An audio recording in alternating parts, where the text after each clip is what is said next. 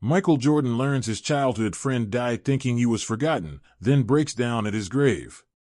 Before we get into the story, comment below where in the world you are watching from today, and if you like this story, don't forget to subscribe. Michael Jordan didn't recognize the number at first. It came while he was lacing up his shoes, getting ready for another quiet morning on the court at his private gym. He ignored it. It rang again a minute later. Reluctantly, he answered. "Mike? This is Coach Davis. From Wilmington." Michael paused. That name hadn't crossed his mind in years. "I'm sorry to call like this," the old voice said. "I just thought you should know. Ray passed away." Michael stood frozen. "Ray who?" "Ray Dawson," Coach said gently. "From the neighborhood. You two used to play ball every day behind that church." Michael blinked. Ray. The name hit him like a punch. How? Heart failure. He'd been sick for a while. He never left Wilmington. Didn't really have anyone. No funeral. Just a small burial at Stokes Hill Cemetery. Michael didn't say anything for a long time. "I just thought you'd want to know. He always asked about you. Up until the end." After the call, the silence in the gym felt suffocating. Michael stared at the basketball in his hands. He hadn't heard Ray's name in decades. But now, memory came back in waves, fast, sudden, unstoppable. Ray. The kid who gave him his first real basketball when they were both just 10.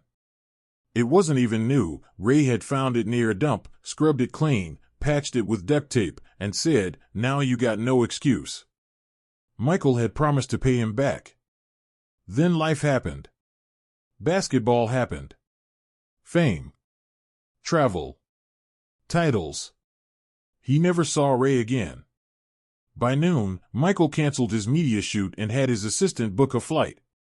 He didn't tell anyone where he was going. Didn't feel like explaining. Not for this. The flight was quiet, but his head wasn't. He stared out the window, mind spinning. Images blurred past, his first dunk, his UNC days, the NBA, the championships. All of it built on the back of that single moment when a skinny kid with two big shoes handed him a ball and said, "Show me something." Back in Wilmington, the air was humid and familiar. The town hadn't changed much. Small diners. Old gas stations. A basketball court near a rusting church fence. He drove himself. The cemetery was just outside of town. Stokes Hill. He parked by a row of trees and got out, walking slowly through the gravel path. The place was quiet, save for a few birds chirping nearby. He found the grave without help. It wasn't hard to spot. No flowers. No marker. Just a small wooden stick with a number painted on it. Raymond Dawson, the groundskeeper, confirmed when he asked. No family left. No one came by, except an old man last week. Said he was his high school janitor. Michael stood there, hands in his pockets, unsure what to say. Guilt hung on him like sweat. He knelt down slowly, brushing some leaves away from the base of the grave. "I didn't know," he said softly. "I didn't forget you. I just didn't know." He sat there a while, saying nothing. The silence said everything. An hour passed. Then two. Before he left, he asked the caretaker if he could help cover the cost of a proper headstone. The man nodded and handed him a contact card. That night, Michael checked into a modest motel instead of his usual luxury suite. Something about this trip didn't feel right with room service or marble floors. He just needed space. Quiet. Time to think. He turned on the TV, then turned it off immediately. He sat on the bed, staring at the wall. Ray had been the first person to really believe in him. Not his coaches, not recruiters. Ray. A kid with nothing, who gave everything without asking. He dug into his duffel bag and pulled out a small folder he had brought. Inside was an old photo, him and Ray, grinning with gap-toothed smiles, holding that patched-up basketball. It was taken with one of those disposable cameras, corners curling from time. He couldn't stop staring at it. The next morning, Michael drove into town. He passed the old school they'd gone to. Still there, though now it had bars on the windows and peeling paint. He asked the front office if anyone remembered Ray. One of the secretaries made a call. A few minutes later, an older man in overalls came through the hallway, limping slightly, eyes wide. "Michael," the janitor said. "Coach Davis told me you were the last person who saw Ray." "I did," the man said. "Ray was quiet in his final years. Worked odd jobs. Used to come by here every now and then just to sweep the court out back. Said it helped him think." "Did he ever talk about me?" The janitor reached into his cart and pulled out a small, beat-up shoebox. "He left this. Told me to hold on to it. Said if you ever came back, it was yours." Michael took the box slowly. It was lighter than expected. Inside were yellowing newspaper clippings, old photos, a crumpled ticket to a Bulls game, and about 10 folded-up letters, all addressed to him. None were mailed. He unfolded one. The handwriting was shaky, but the message was clear. "Mike, I saw the shot you made against Cleveland. You floated like we used to talk about. I knew you could do it. I told everyone in the diner, that's my boy. Nobody believed me. But I didn't care." Michael felt something knot in his chest. He kept reading. Another letter. "I tried to see you in Charlotte. Waited outside the arena. Thought maybe I'd get lucky. Never did. That's okay. I know you're busy. I'm proud of you." Another. "If you ever come home, check the old court. I left something there." He looked up, jaw clenched. The old church court. The one behind the rusting fence. He knew where he needed to go. That afternoon, Michael stood behind that church again. The fence was still there, more rust than metal now. The pavement was cracked. But the hoop was still upright. Barely. He walked the court slowly. In the corner, tucked behind a stack of bricks, he found a small wooden box. Inside, the patched-up basketball from their childhood. He held it in both hands. That night, Michael didn't go back to the motel. He stayed in his car by the court, basketball in his lap. He didn't cry until the sun came up. Michael stayed in his car for hours, parked beneath the shadow of the old church, gripping the battered ball Ray had left for him. It was the same one from their childhood, duct tape still holding the seams, the black lines almost faded. He hadn't cried like that in years. Not for championships, not for retirement. But now, he couldn't stop. By late morning, he drove back into town and stopped at a local diner. The kind Ray used to talk about in his letters. Everyone here knew me, one of them had read. Didn't mean they liked me. Michael walked in, head low. The bell above the door rang, but no one gave him more than a glance. He was grateful. He sat at the corner booth. Ordered black coffee. The waitress looked familiar, maybe a classmate from way back, maybe not. She didn't say anything. He didn't either. The shoebox sat on the table. He opened it again. Letter after letter. Each one with Ray's voice, talking like they had never stopped hanging out. One stuck out. Dated just 3 months before his death. "I know it's stupid," it read, "but I keep wondering if I mattered. Not to the world, just to someone.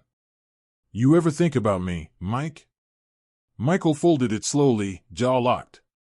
The waitress placed the coffee down and gave him a long look. She didn't ask for an autograph. She just nodded at the box. "You knew Ray?" she asked. He looked up, startled. "Yeah." She smiled sadly. "Good man. Always sat at that corner stool. Wouldn't let anyone else take it. Said it was his ticket seat for the game he never got to see." Michael exhaled. He kept everything. Every article. Every shot I made. She leaned in. He talked about you like y'all were brothers. No one here really believed him. Did he ever say anything? I don't know, about being angry? She shook her head. No. Just hoped you'd come home one day. Michael left a few bills on the table, too much for a cup of coffee, and walked outside. The box felt heavier in his hands now.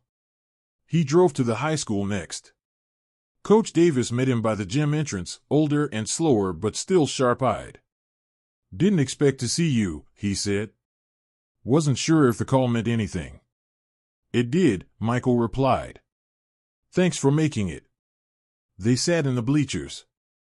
The gym hadn't changed much. Same wood floor. Same echo. The silence was loud. Ray could have been something, you know, Davis said. Had the instinct. Just, life had other plans. Took over his family when his dad split. Worked nights at the mechanics to feed his mom. Then she got sick. Michael rubbed his eyes. He never told me any of that. He wouldn't. Too proud.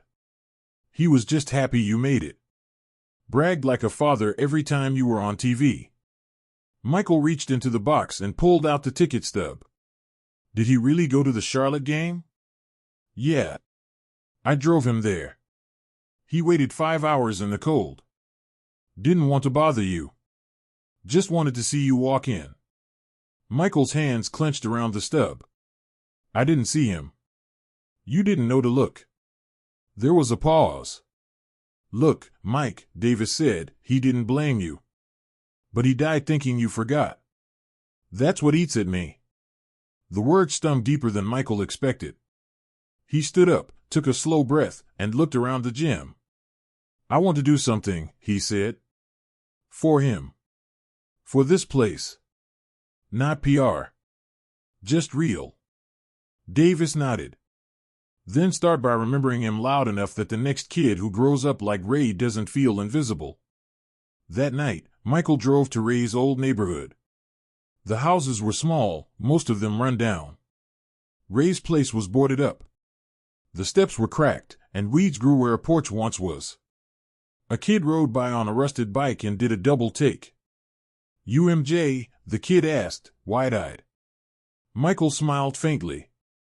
Was. You used to live here? Long time ago. My uncle said you were friends with some guy who used to live in that house. Michael stepped closer. What's your uncle's name? Carlos. Carlos Dawson. Ray's nephew. The twist nearly buckled Michael's knees. Is Carlos home? He asked. The kid nodded and sped off. A few minutes later, a man in his 30s came out. Same eyes as Ray. Same walk. He froze when he saw Michael. No way, he whispered. I used to think my uncle was making it all up. Michael handed him the shoebox. He wasn't. Carlos opened it, eyes scanning the letters, the photos, the stub. He swallowed hard. He talked about you like you were still 10, out here running barefoot with him. Said you'd show up one day. I wish I had. Carlos didn't respond. He didn't have to. Later that evening, they stood on the same cracked court Ray and Michael had once played on. Faded lines. Worn-out hoop. Carlos's nephew dribbled clumsily, then passed it to Michael. He caught it, smiled, and sank a shot. The ball bounced once, twice, then rolled to a stop.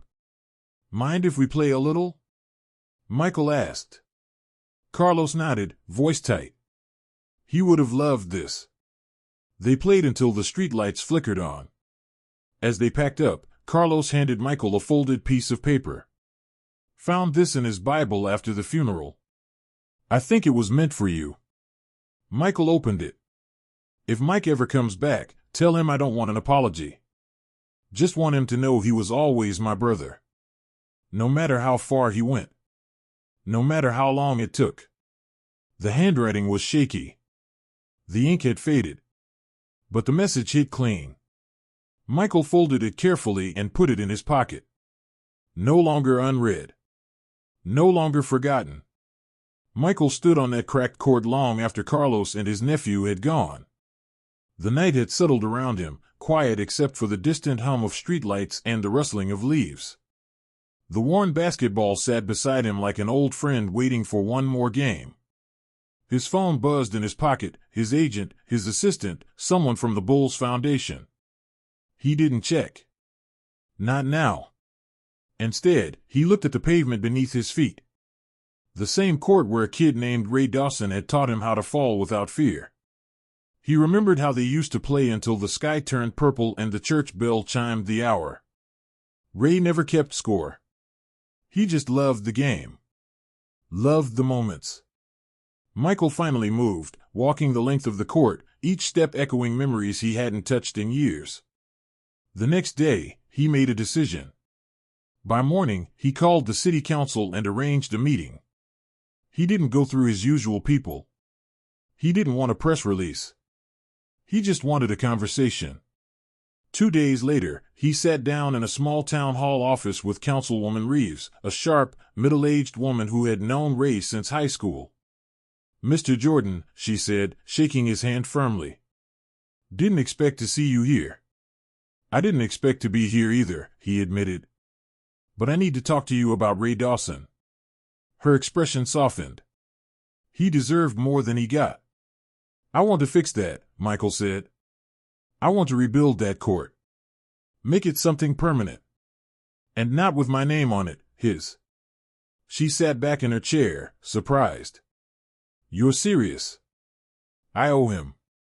More than I ever realized." Councilwoman Reeves nodded slowly. Ray kept to himself, but he meant a lot to this town. That court? That was his sanctuary. I think he'd like that. "I want to fund it personally," Michael added. "No sponsors. No headlines. I just want kids to know who he was." "I can make it happen," she said. "But there's something else you should see first." She reached into a drawer and pulled out a manila folder, handing it to him. Inside were copies of letters. More letters. Typed, with notes in the margins. Ray had written to the city years ago. Trying to get the court fixed. Trying to start a youth program. None of it ever got approved. Budget cuts. Delays. Apathy. "He tried," she said. "Right up to the end. He had this crazy dream that the court could save kids the way basketball saved you too." Michael ran his fingers over Ray's signature at the bottom of one letter. "He did more with less than I ever did with everything." That afternoon, Michael returned to the court with a construction crew. He personally walked the space with the site foreman, pointing out spots that mattered. "This corner, right here. We used to race to it every game. That tree, that's where we sat after practice, talked about making it out."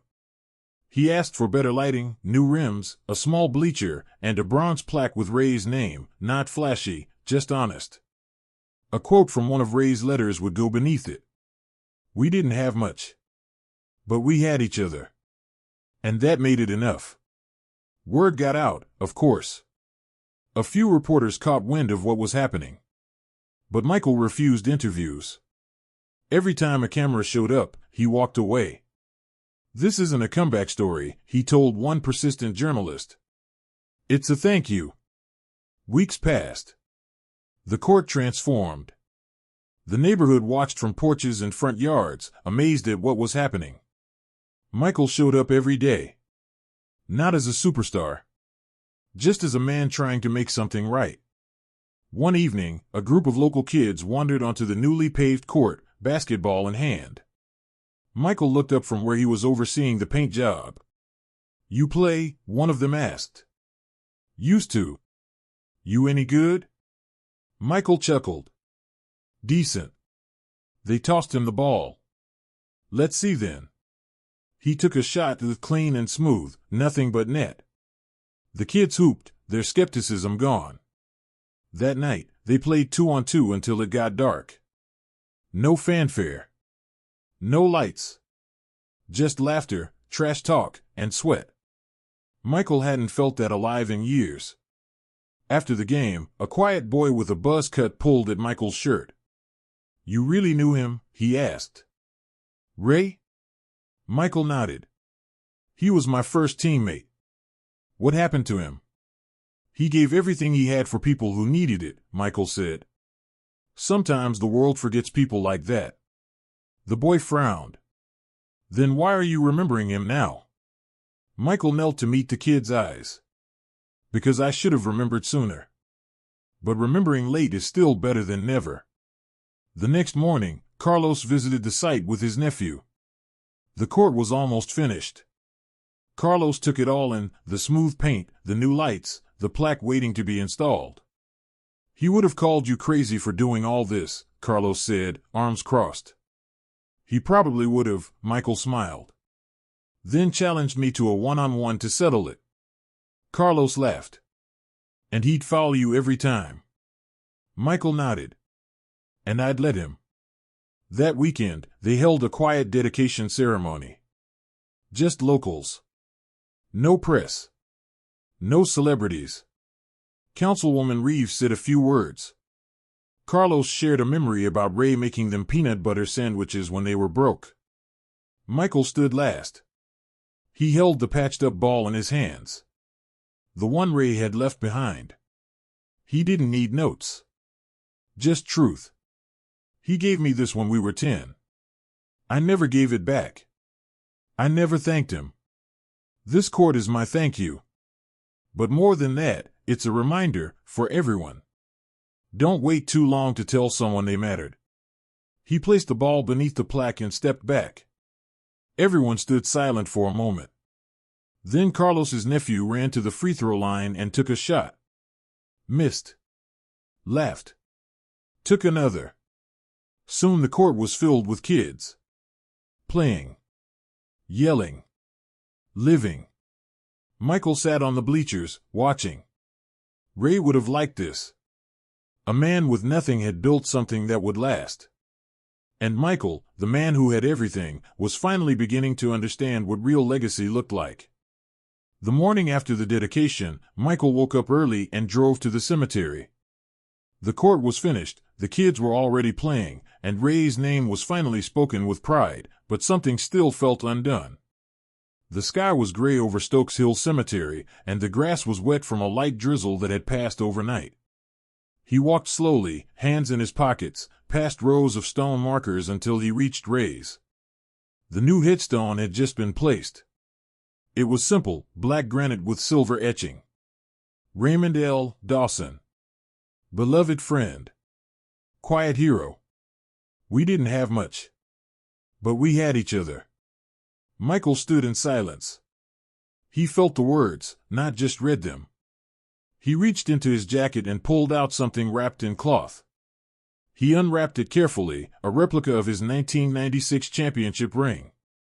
He crouched and placed it at the base of the stone. "I've got 6, he said softly. "You were there for the first one. Even if no one else knew." There was no wind, no birds, just stillness. He sat down in the grass, knees drawn up. "I used to think winning was everything. That it was the only thing that mattered. I forgot how much it cost to get there. Who I left behind." He looked up at the clouds. "You weren't supposed to disappear, man. I was supposed to bring you with me." He took out the letter Ray had written, the one found in the Bible. He'd read it 100 times. But now, he read it out loud. Word by word. Letting it land where it belonged. When he finished, he didn't cry. Not this time. Something had shifted. The weight wasn't gone, but it wasn't crushing anymore. As he stood to leave, he noticed a woman standing off to the side, about his age. She gave a polite smile. "Sorry," she said. "Didn't mean to interrupt. I was just visiting my folks." Michael nodded. "It's okay." She glanced at the headstone. "You knew Ray?" "I did. He used to help my brother out with groceries. Never asked for anything. Just showed up." Michael smiled. "Sounds like him." "You were lucky to know him," she said. Then added, "We all were." He thanked her and walked back to his car. As he drove through town, he passed the diner again and decided to stop. The same waitress from before smiled when she saw him. "You're staying longer than I thought," she said, pouring coffee before he asked. "I needed to," Michael replied. "This trip turned into more than I planned." She leaned in. He'd be real proud. Of the court. Of everything. Michael nodded, then asked, "You ever hear anything about a time Ray went to see me? In Charlotte?"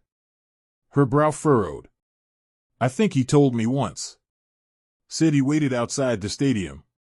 Thought you'd walk by." "He did. I never knew." She looked at him, carefully. "He didn't wait to be seen. He just wanted to see you. You were still his friend, even if the world changed." The word struck something deep. Michael sat in silence for a while, stirring his coffee. A new idea was forming. That afternoon, he made a call to his foundation director. "I need a program," he said. "Scholarships. Sports. Mentorship. Call it the Dawson Initiative. Start it here. Then spread it." The director was quiet for a beat. "You want it named after someone else?" "Exactly. You really mean this, don't you?" "I do." He earned it. The world just missed it. He hung up and made a second call, to the local high school. He asked to speak to the principal, then offered to fund a full-time community counselor and a small mentorship league in Ray's name. No press. Just results. Then he drove to the rec center. Spoke to the director. Donated brand new equipment. Left instructions to create a plaque in memory of Ray Dawson, because legends don't always make the cover. That evening, Carlos called him. "You're making big waves," he said. "People are starting to ask questions." "Let them," Michael said. "This time, I'm not disappearing after the photo op." Carlos paused. "You know, Ray used to say you were like a comet. Bright, fast, untouchable." Michael swallowed hard. "Yeah? But he never said it with resentment. He was just proud to have seen it up close." Michael let that sit for a moment. "I think I was running so fast, I didn't even notice who was watching." Carlos laughed quietly. "Well, you're here now." The next day, Michael showed up at the court again. It was packed, kids from all over. Some in jerseys, some barefoot like he and Ray used to be. Carlos's nephew ran up to him, holding a Sharpie. "Can you sign my ball?" Michael took it, flipped it over, and wrote, "Keep pushing. You're never alone. MJ." The boy beamed. Uncle Ray would have loved this place. Michael looked around. It is Ray. He spent the day coaching drills, sharing tips, and telling stories. Real ones. Not about endorsements or commercials. About missed layups, lost games, and the friend who kept him grounded before anyone knew his name.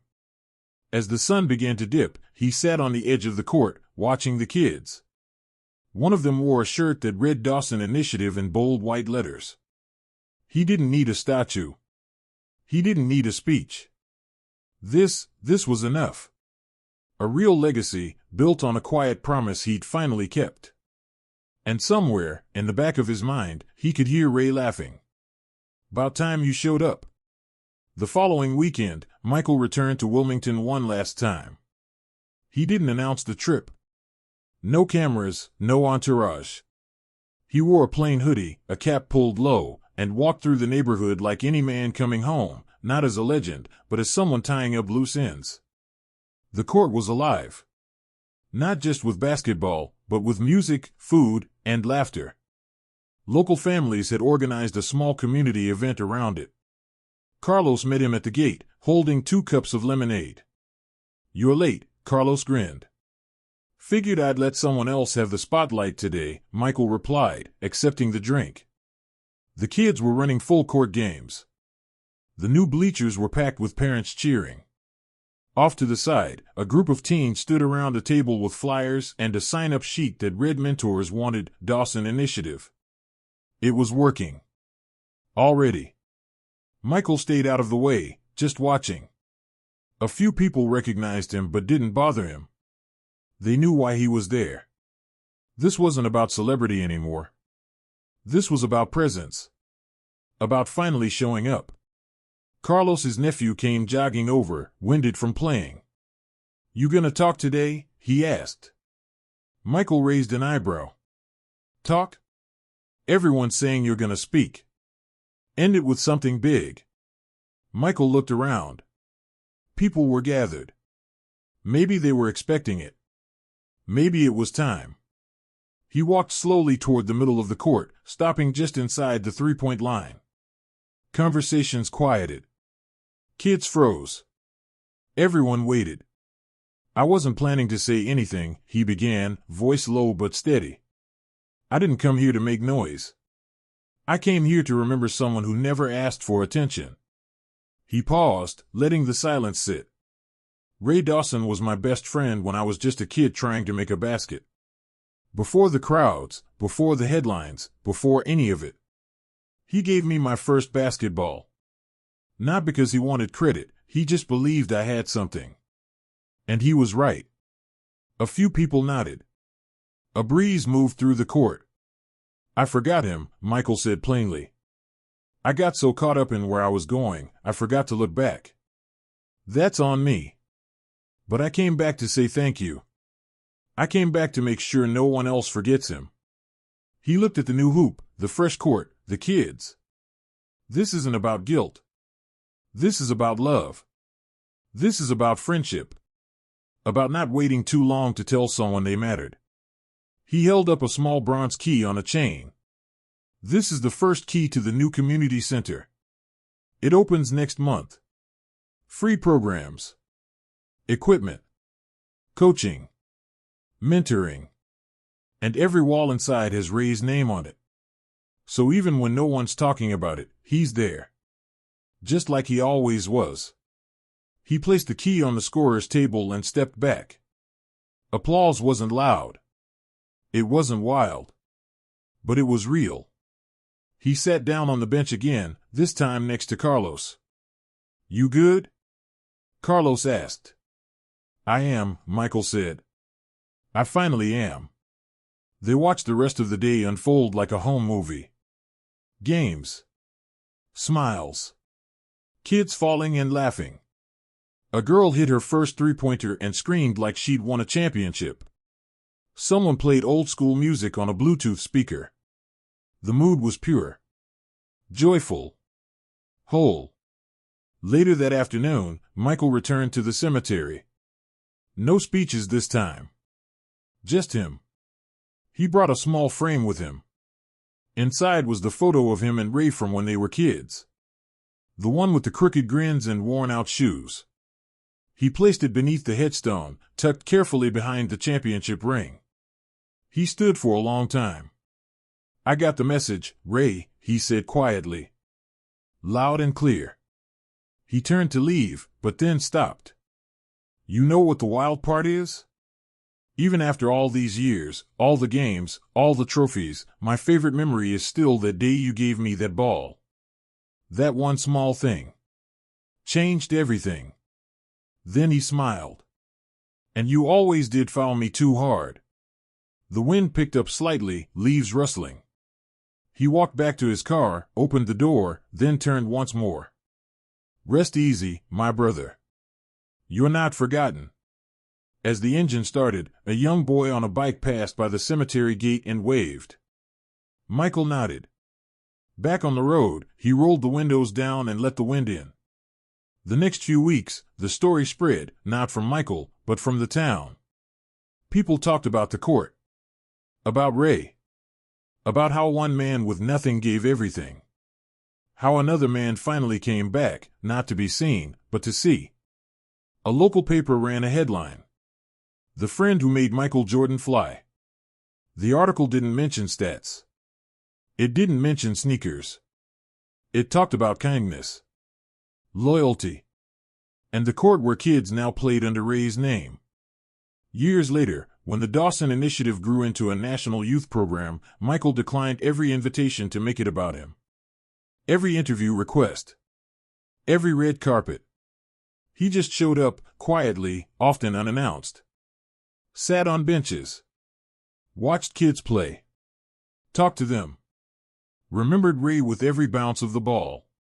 And at the original court in Wilmington, a statue was eventually placed, not of Michael dunking, but of two kids passing a ball between them, frozen in time. The plaque read, "It started with a gift. It ended with gratitude." Michael visited often. Sometimes with family, sometimes alone. But always with purpose. And every time, he'd sit on the same bench, smile at the court, and whisper under his breath, "Thank you, Ray."